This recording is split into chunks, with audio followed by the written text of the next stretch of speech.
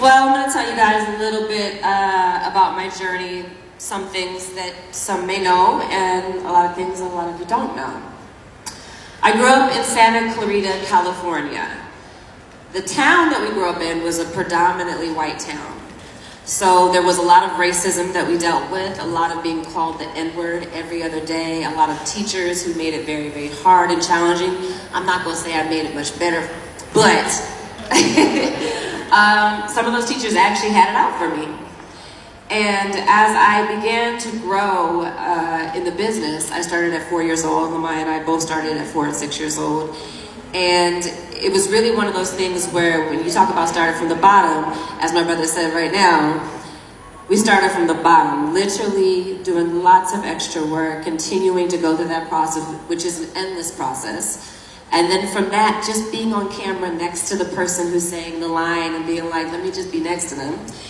Then from that to actually maybe having one line, it could just be, or whatever it is, to having maybe 3 lines, to being in 1 scene, to being in 3 scenes, to being in an episode, to having a few lines in a movie, to being a character in a movie, and so on and so on.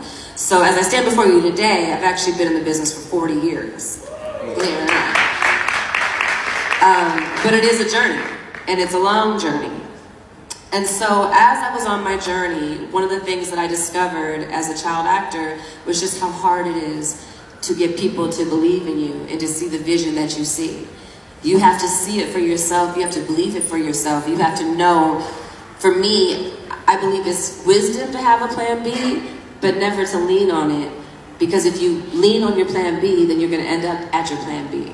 So having your plan A and saying, this is what I believe in, nothing can change my mind, nothing can tell me different, nobody can tell me who they think I am or where I should be or what I should be doing. You've got to trust what's inside your heart.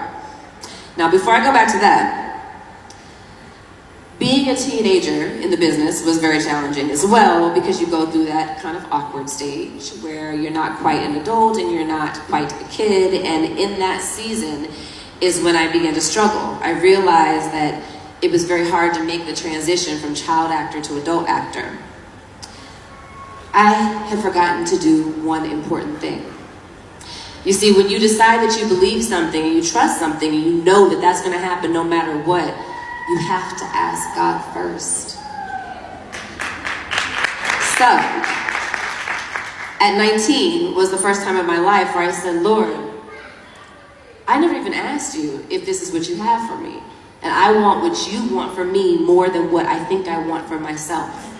So I need you to be clear with me. Is this what you have for me? And if not, as much as I want it, I'm willing to go wherever you send me and whatever you do have for me.